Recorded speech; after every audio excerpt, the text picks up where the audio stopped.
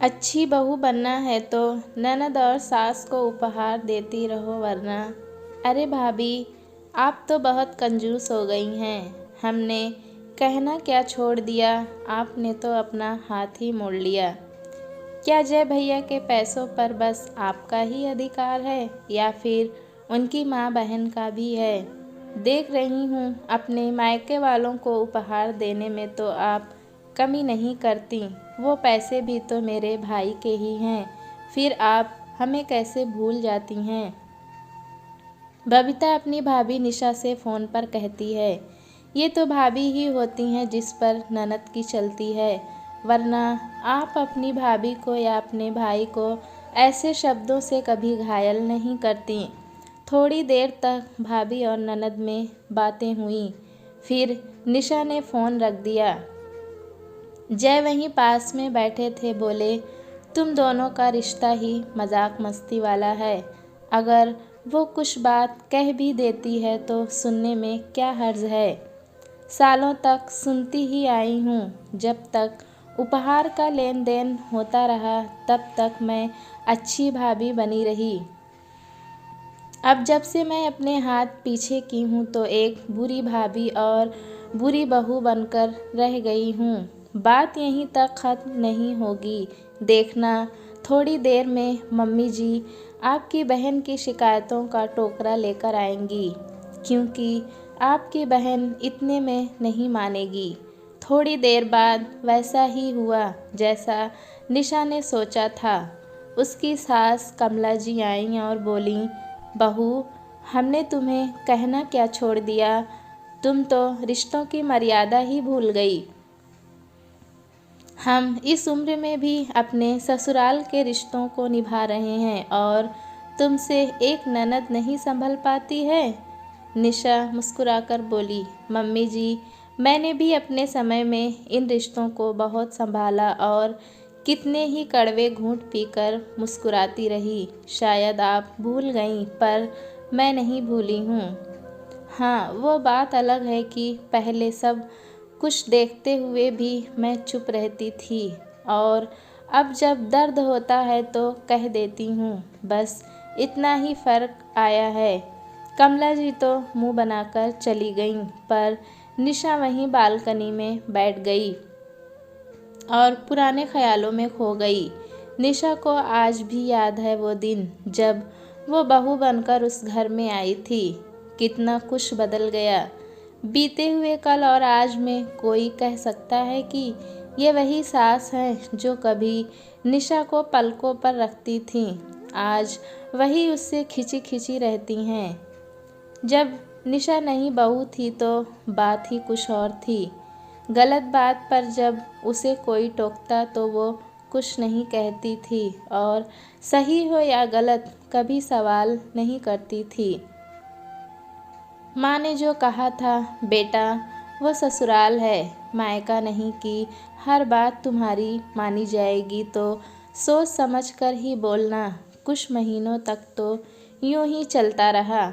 एक रोज़ निशा जय के साथ बाहर से जब वापस आई तो देखा उसकी साड़ियों का बक्सा खुला पड़ा है। उसका मेकअप किट भी बिखरा हुआ है। जय ने कहा, जाने से पहले ये सब समेट कर जाती, ये क्या हाल बनाकर रखा है कमरे का। वो हैरान थी। उसने कहा, मैं तो सब बंद करके गई थी, ये किसने खोला होगा। तभी कमरे में कमला जी आईं और बोली, बहू, 2 दिन बाद तुम्हारी ननद की शादी की सालगिरह है। हमने सोचा बाज़ार से साड़ी कपड़े खरीदना पड़ेगा तो मैंने तुम्हारे बक्से से साड़ी और कुछ श्रृंगार का सामान निकाला है। इतना बोलकर वो चली गईं। निशा जय की ओर देखी तो वो मुस्कुराकर बोले, कोई बात नहीं, समेट लो, बिखरा कमरा अच्छा नहीं लगता है। वो हैरान थी कि कैसे कोई बिना पूछे किसी के सामान को हाथ लगा सकता है। उसने खुद को शांत किया और घर के कामों में लग गई। समय बीता। एक रोज़ निशा की ननद बबीता पति के साथ आई थी तो उसने बड़े प्यार से सबके लिए पनीर की सब्ज़ी बनाई थी। उसके ससुर ने उसकी बहुत तारीफ़ की। वहीं बैठे उसके नंदोई ने भी अपनी पत्नी से कहा, बबीता तुम भी सीख लो, बहुत मज़ेदार बनी है। अच्छा खाना खाने के बाद सबको नींद भी अच्छी आती है। तो सब सो गए। शाम में निशा अपनी सास और ननद के साथ बैठकर चाय पी रही थी तो बबीता बोली, भाभी मानती हूँ आपको खाना बनाना आता है, पर दिखावा करने की क्या ज़रूरत है। निशा हैरानी से देखी तो कमला जी बोली, बहू इसके कहने का ये मतलब है कि तुम दामाद जी को खुश करने के लिए ये भी कह सकती थी कि ये सब्ज़ी बबीता ने बनाई है। अरे एक भाभी अपनी ननद के लिए क्या कुछ नहीं करती है। निशा की शादी को करीब 2 साल हो गए थे। वो बहुत कम किसी बात का जवाब देती थी। आज निशा हंसकर बोली, मम्मी जी बबीता दीदी के ससुर वहाँ बैठे तो नहीं थे जिनके लिए मैं झूठ बोलती। वहाँ तो सब घर के लोग थे। कमला जी ने कहा, अरे ये कौन सा तुमसे उपहार मांग रही थी। इतना अगर तुम कह देती क्या घट जाता। लगता है आजकल तुम्हारे मायके वालों से तुम्हारी बातचीत ज़्यादा हो रही है। ये उसी का असर है। निशा समझ गई कि ये बात को बढ़ाएंगी फिर तो बात दूर तलक जाएगी। तो वो बोली, मम्मी जी मैं तो मजाक कर रही थी, आप दोनों तो बुरा मान गईं। भाभी से क्या बस उपहार ही लिया जाता है, हंसी मजाक नहीं किया जा सकता। और हंसने लगी। दिन महीने और साल गुजरते चले गए। जो निशा पहले दुल्हन और बहू रानी होती थी अब निशा हो गई थी, क्योंकि जब तक सास और ननद को उपहार मिलते रहते हैं भाभी और बहू सब अच्छी लगती हैं। जैसे ही अपना हाथ पीछे करो न जाने क्यों रिश्ते बदल जाते हैं। एक रोज़ जय दफ्तर से लौटा। पिता बाहर ही बैठे थे। जय बोला, पापा आपने सुना बगल के मोहल्ले में किसी के घर में चोरी हो गई है। वो बोले, हाँ बेटा मैंने भी सुना है। ऐसा करो बहू को समझा दो कि अपनी अलमारी में हमेशा ताला लगा कर रखे। जय ने निशा को समझा दिया। निशा बहुत वक्त से अपने मायके नहीं गई थी तो अपने भतीजे के जन्मदिन पर जब बुलावा आया तो वो एक दिन के लिए जय के साथ मायके गई थी।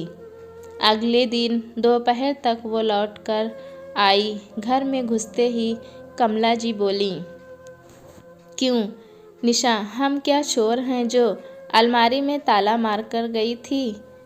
सब मायके दे आना फिर कहना कि सास और ननद ने चुरा लिया।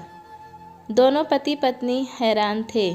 जय ने कुछ कहना चाहा तो कमला जी ने उसे चुप करा दिया।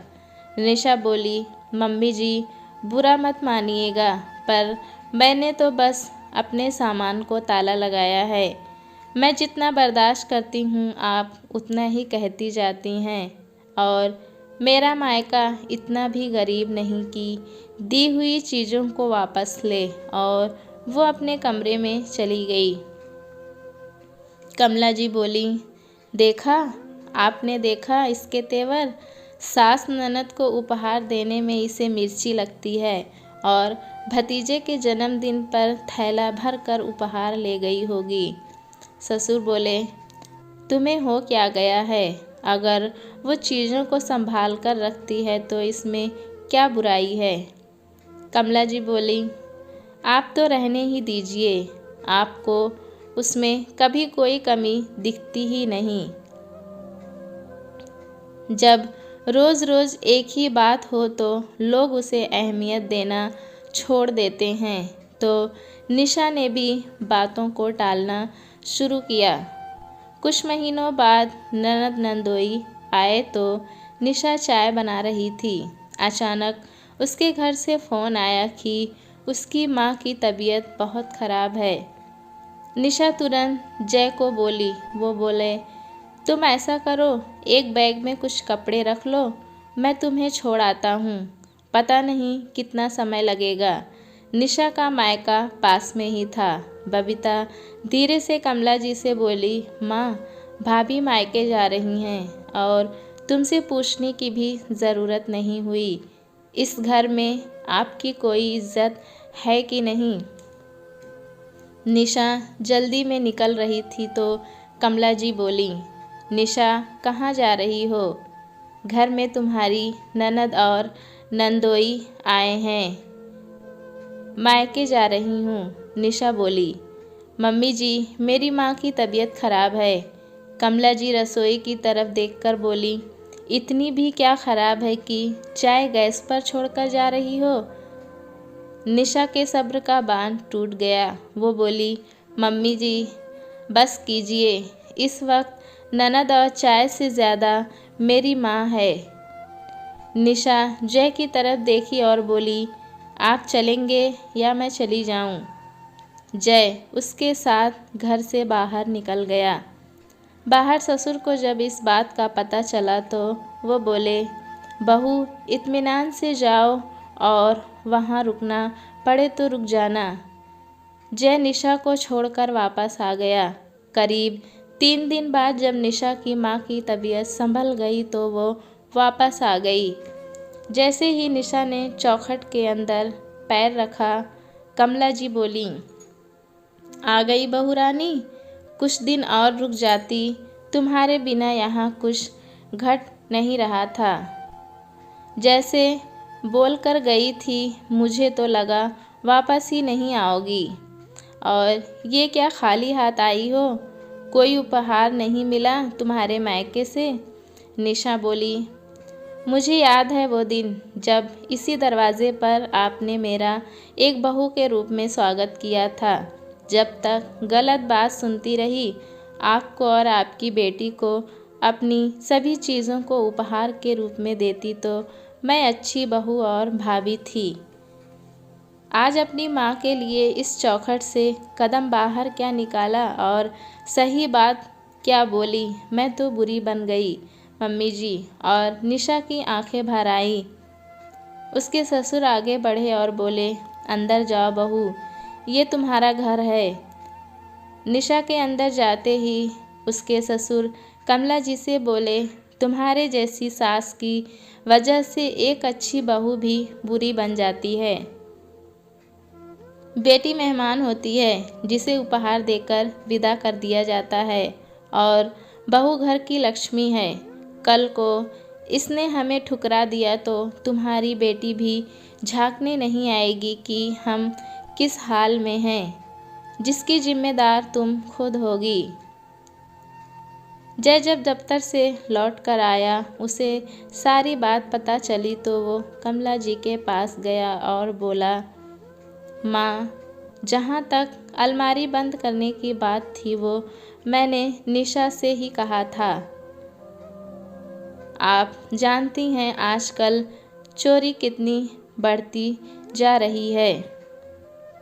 कमला जी बोली, वो सब तो ठीक है, पर वो तुम्हारी बहन के साथ अच्छा व्यवहार नहीं करती है। जय बोला, एक बात बताइए माँ, ऐसे तो बबीता आए दिन आती है और उपहार लेकर चली जाती है। जब कभी आपकी तबीयत खराब होती है तब आपकी सेवा करने क्यों नहीं आती है? क्या आपने कभी सोचा है? बेहतर होगा सोच लीजिए, क्योंकि मैं भी निशा को कितने दिन रोक पाऊँगा। इतना कहकर जय वहाँ से चला गया।